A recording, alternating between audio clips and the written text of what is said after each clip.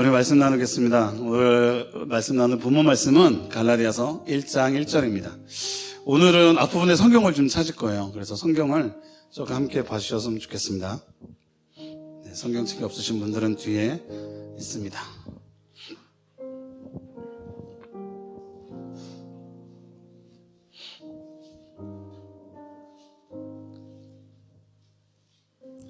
오늘 본문 말씀은 갈라디아서 1장 1절입니다. 다 찾으셨으면 우리 한 목소리로 함께 합독하겠습니다. 시작. 사람들에게서 난 것도 아니요 사람으로 말미암는 것도 아니요 오직 예수 그리스도와 그를 죽은 자 가운데서 살리신 하나님 아버지로 말미암아 사도된 바울은. 전도사님 소리 조금만 좀 낮춰주세요. 오늘 말씀의 제목은 하나님의 메신저입니까? 죄송합니다. 사람의 메신저입니까? 입니다. 오늘 말씀의 배경은 사도 바울이 조금만 올려주세요. 사도 바울이 1차 전도 여행을 다녔던 갈라디아 지역의 교회들에게 보내는 서신입니다. 근데 말씀을 몇 구절 한번 찾아보고 말씀에 들어갔으면 좋겠는데요. 첫 번째는 우리 예배소서 1장 1절입니다. 예배소서 1장 1절 310페이지.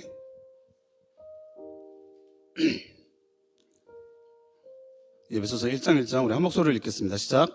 하나님의 뜻으로 말미암아 그리스도 예수의 사도된 바울은 에베소에 있는 성도들과 그리스도 예수 안에 있는 신실한 자들에게 편지하노니. 계속해서 좀 볼게요. 318장 빌립보서 1장 1절 시작. 그리스도 예수의 종 바울과 디모데는 그리스도 예수 안에서 빌립보에 사는 모든 성도와 또한 감독들과 집사들에게 편지하노니. 이번엔 324페이지 골로새서 1장 1절입니다. 324페이지 그 뒤에 있죠. 자, 시작. 하나님의 뜻으로 말미암아 그리스도 예수의 사도된 바울과 형제 디모데는. 마지막으로 찾을 건 디모데전서 1장 1절입니다. 337페이지 디모데전서 1장 1절 시작. 우리 구주 하나님과 우리의 소망이신 그리스도 예수의 명령을 따라 그리스도 예수의 사도된 바울은. 자, 이번엔 다시 한번 갈라디아서 1장 1절을 읽어보겠습니다. 1장 1절 자, 시작. 사람들에게서 난 것도 아니요 사람으로 말미암은 것도 아니요 오직 예수 그리스도와 그를 죽은 자 가운데서 살리신 하나님 아버지로 말미암아 사도된 바울은. 뭔가 조금 혹시 느끼셨네요? 말씀을 읽으시면서 잘 모르시겠나요?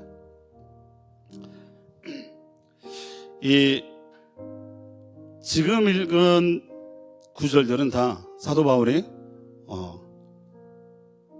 1절의 말씀들은 다 사도 바울의 서신서입니다. 편지를 보낼 때 그 1장 1절의 의미가 뭐냐면 그 편지를 쓸 때 그 마음이 온전히 처음에 들어가는 게 1장 1절입니다. 여러분들도 편지를 쓸 때 그런 느낌이죠. 딱 시작하자마자 너 어떻게 사니? 이렇게 쓰진 않잖아요. 제가 예전에 와이프한테 편지를 쓸 때 하늘은 맑고 비가 아닙니다. 비가 촉촉히 내리는 이렇게 하면서 뭔가 서두를 굉장히 멋있게 하죠. 그러니까 지금 우리가 4번에 읽은 그 사도 바울의 서신서는 뭔가 약간 평안함이 있어요. 그런데 이 갈라디아서 1장 1절은 뭔가 이렇게 처음부터 강하게 나가는 말씀이 그런 느낌이 이어집니다. 왜 그러냐면 그런데 이 말씀 안에 사도 바울의 약간 그 감정이 지금 느껴져야 돼요. 그러니까 사도 바울이 약간 화가 나 있는 어떤 느낌이 있습니다. 그 이유를 6절에서 말하고 있어요. 갈라디아서 6절을 한번 같이 읽어보겠습니다. 시작. 그리스도의 은혜로 너희를 부르신 이를 이같이 속히 떠나 다른 복음을 따르는 것을 내가 이상하게 여기노라. 제가 이 말씀을 3번역으로 한번 읽어드리겠습니다. 하나님께서 그리스도의 은혜로 여러분을 부르셨는데 여러분이 이렇게 빨리 다른 복음을 믿는다고 하니 놀라지 않을 수 없습니다. 왜 화가 나 있다고요? 갈라디아 교회 사람들이 다른 복음을 받아들였는데 너무나 쉽게 그 다른 복음에 미혹되었다는 겁니다. 갈라디아 교회에 어떤 일이 있었길래 사도 바울은 근심하며 편지를 썼을까요? 갈라디아 교회에 다른 복음이 들어왔다고 합니다. 여러분, 사도 바울은 7절 말씀에서 다른 복음은 없나니 다만 어떤 사람들이 너희를 교란하여 그리스도의 복음을 변하게 하려 함이라 라고 말합니다. 다른 복음은 없는데 어떤 사람들이 들어와서 교란했다는 겁니다. 하나씩 볼까 합니다. 여러분, 복음은 무엇입니까? 우리에게 기쁜 소식입니다. 그 기쁜 소식을 갈라디아에서는 이렇게 말하고 있습니다. 제가 읽어드릴게요. 갈라디아서 3장 26절인데요. 내가 받은 것을 먼저 너희에게 전하노니 이는 성경대로 그리스도께서 우리 죄를 위하여 죽으시고, 고린도전서 15장 3절에서 4절에서는 내가 받은 가장 중요한 것을 여러분에게 전해 주었습니다. 그리스도께서 성경에 기록된 대로 우리 죄를 위하여 죽으신 것과 장사 지낸 바 되셨다가 성경대로 사흘 만에 다시 살아나사. 로마서 5장 8절에는 우리가 잘 알고 있는 말씀이죠. 우리가 아직 죄인되었을 때 그리스도께서 우리를 위하여 죽으심으로 하나님께서 우리에 대한 자기의 사랑을 확증하셨느니라. 이 말씀들을 다 종합해 보면 복음은 예수 그리스도를 통해 죄로부터 구원을 받고 하나님과 다시 연결되는, 하나님께서 우리에게 주시는 가장 큰 선물이며 좋은 소식인 겁니다. 이 모든 것이 그리스도의 은혜라는 겁니다. 그런데 이 진리를 훼손시키려고 하는 사람들이 있다는 겁니다. 그래서 7절에서는 다른 복음은 없나니 다만 어떤 사람들이 너희를 교란하여 그리스도의 복음을 변하려 하게 함이라. 이 어떤 사람들은 갈라디아서를 계속 보게 되면 유대인 그리스도인들을 합니다. 이 유대인 그리스도인들을 거짓 형제라고도 말하며 또 어떤 분들은 거짓 교사라고도 표현을 합니다. 그들도 그리스도인인데 왜 사도 바울은 거짓 형제라고 말할까요? 그리고 왜 화가 났을까요? 그리고 이들이 가져온 다른 복음은 무엇일까요? 그들을 사도행전에서는 이렇게 말하고 있습니다. 제가 읽어드리겠습니다. 사도행전 15장 1절을 보게 되면 어떤 사람들이 유대로부터 내려와서 형제들을 가르치되 너희가 모세의 법대로 할례를 받지 아니하면 능히 구원을 받지 못하리라 라고 말합니다. 이들이 어디서 왔다고 말합니까? 유대에서 왔다고 말합니다. 그들이 말하고 있는 것은 바로 그리스도의 은혜로 구원을 받는 건 맞지만 여기에 더해야 할 것이 있다라고 말하는 겁니다. 그것이 무엇을 말하나요? 갈라디아서 전체를 보게 되면 할례와 절기가 나옵니다. 또 2장에 보게 되면 베드로가 이방인들과 음식을 먹다가 유대에서 사람이 왔을 때 이렇게 도망치는 모습을 책망하는 가운데 나타나는 음식법에 관한 부분도 있습니다. 이 모든 것을 합쳐서 뭐라고 하면 율법이라고 합니다. 그들은 모세의 법대로 할례를 받지 않으면 구원을 받지 못하고 구원을 얻을 수 없다라고 말하는 것입니다. 다시 말해 예수 그리스도를 통해 구원받는 것은 맞지만 그것과 함께 더불어 할례와 율법도 준수해야 된다라고 말하고 있는 것이죠. 그리스도가 시작한 일을 모세가 마무리해야 한다고 주장하고 있는 것입니다. 바울은 이것을 용납할 수 없었던 것이죠. 바울은 이미 하나님이 정해주신 온전한 복음을 전했기 때문입니다. 왜냐하면 그리스도의 공로에 인간의 공로를 덧붙인다는 건 말이 안 되기 때문입니다. 그리스도의 사역은 완성된 것입니다. 그리고 그 복음은 값없는 은혜의 복음입니다. 구원은 오직 은혜로 믿음으로 이루어지며 인간의 공로나 행위는 전혀 섞이지 않았다는 것이죠. 그런데 갈라디아 교인들은 그 미혹에 넘어가 버렸다는 것이죠. 자, 그러면 이들이 이런 메시지를 공격을 했다면 이번엔 메신저에 대한 공격을 합니다. 그리고 이들은 하나 더 공격하는 것이 바로 바울의 사도권입니다. 바울은 바울의 사도직을 빌미로 바울이 전하는 그 메시지를 훼손하고 있다는 것이죠. 바울은 정통이 아니다. 그리스도의 제자는 12제자뿐이다. 그래서 그들에게 배운 우리가 전하는 말씀이 맞는 것이다. 그러니 너희도 할례를 받아야 한다고 말하는 것이죠. 다시 말하면 우리가 원조다 이거죠. 원조하면 뭐가 좀 생각이 나시나요? 저는 장충동 족발이 생각이 나더라고요. 원주 신당동 하면 떡볶이 원조라고 하죠. 그래서 이게 족발집을 챙기더라도 장충동 족발 하면 뭔가 이렇게 동네에 있어도 원조 같아 보여. 근데 그냥 일반 족발 하면 아닌 것 같죠. 그러니까 이 원조라는 그 의미가 뭔가 이렇게 혹하게 만드는 그런 단어라는 겁니다. 그래서 이들을 계속해서 얘기하는 겁니다. 우리는 선택받은 유대인들이고 우리들을 구원하신 예수님의 12제자로부터 복음을 배운 사람들이다라고 유학금까지 주는 것이죠. 그러니 미혹을 당하게 된 것입니다. 원조는 뭔가 다르겠지 하며 그 미혹에 넘어가 버린 것이죠. 그래서 사도 바울은 말합니다. 11절과 12절을 보게 되면 형제들아 내가 너희에게 알게 하노니 내가 전한 복음은 사람의 뜻을 따라 된 것이 아니니라. 이는 내가 사람에게서 받은 것도 아니요 배운 것도 아니요 오직 예수 그리스도의 계시로 말미암은 것이라. 무엇이라고 말하나요? 사도 바울은 자신은 사도들에게 배운 것이 아니고 다메섹에서 예수님께서 직접 부르시고 그리스도의 계시로 배웠다고 하는 겁니다. 자신은 이방인을 위해 부름받은 사도라는 것이죠. 그런데 거짓 형제들이 이것을 훼손시키려 한다는 것입니다. 이런 문제는 이단들이 가장 잘하는 방법 중에 하나입니다.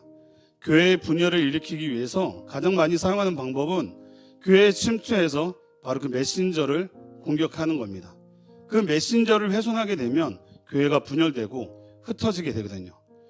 그러니까 이것들에 대해서 계속적으로 해서 이 거짓 형제들은 훼손을 시키려 한다는 것이죠. 그럼 사도 바울이 누구냐? 어떤 사람이었냐? 그가 과연 변했을까? 그가 누군데 우리를 잡아서 죽이려 했던 사람이고 넘기려 했던 사람인데 그가 정말 변했을까? 라고 계속 질문을 던지는 것이죠. 그래서 사도 바울은 그래서 화가 나 있고 얘기하고 있는 것입니다. 자신이 핍박받는 건 괜찮지만 자신이 전하는 말씀이 훼손되면 안 되기 때문이었습니다. 예수 그리스도의 말씀까지 훼손되면 안 되기 때문이었던 거죠. 그래서 강력하게 반박하지 않을 수 없었던 것입니다. 그래서 그리스도의 메신저는 너무나 중요합니다. 그 사람이 하나님의 말씀을 전하느냐 아니면 사람의 지식을 전하느냐는 너무나 중요하기 때문입니다. 그 메시지의 힘은 정말로 다르게 나타나기 때문입니다. 내일 주님은 나의 최고봉 묵상 제목이 하나님께 사로잡힌 사역자입니다. 묵상에 이런 표현이 있습니다. 제가 한번 읽어드릴게요. 당신의 영혼이 언제나 하나님께 꾸준하게 연결될 수 있도록 노력하고 당신은 주님의 증인이 될 뿐만 아니라 복음을 전파하라고 부르심을 받았다는 사실을 기억하십시오.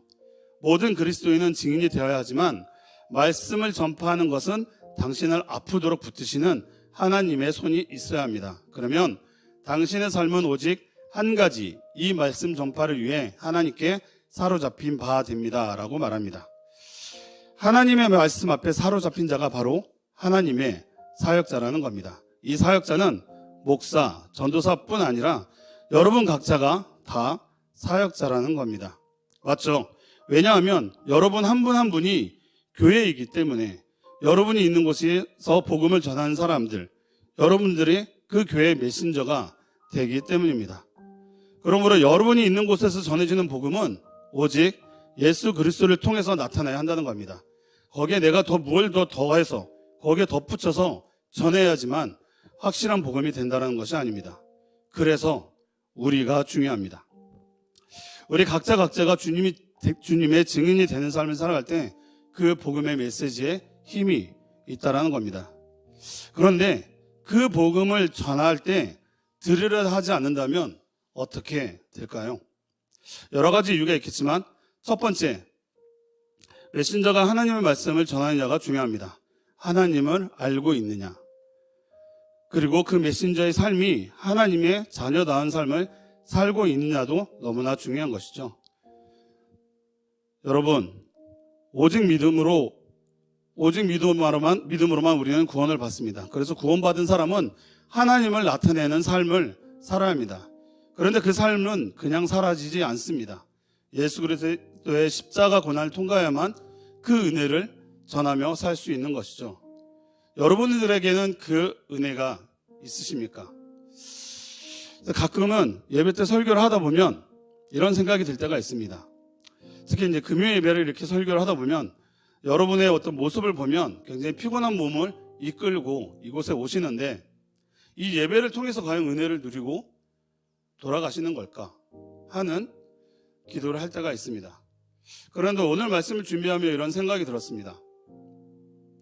설교를 하는 사람이 부족할 수는 있지만 하나님의 말씀은 완전하신데 내 생각을 전하는 것이 아니고 하나님의 말씀을 묵상하고 성령님이 주시는 마음을 적고 묵상하고 선포하고 있는데 왜 사람들의 어떤 그 모습을 보고 내 부족함으로 끌고 가고 있을까? 그러면 내가 전하는 하나님의 말씀도 훼손시키고 있는 죄를 범하고 있는 것이 아닌가라는 생각이 들었습니다.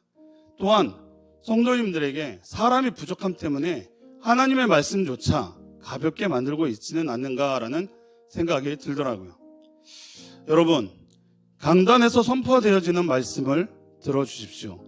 담임 목사님이나 사모님처럼 훌륭한 말씀에 비해 부족하다고 느낄 수도 있지만 그래도 저희들이 이렇게 허투루 준비하지는 않습니다.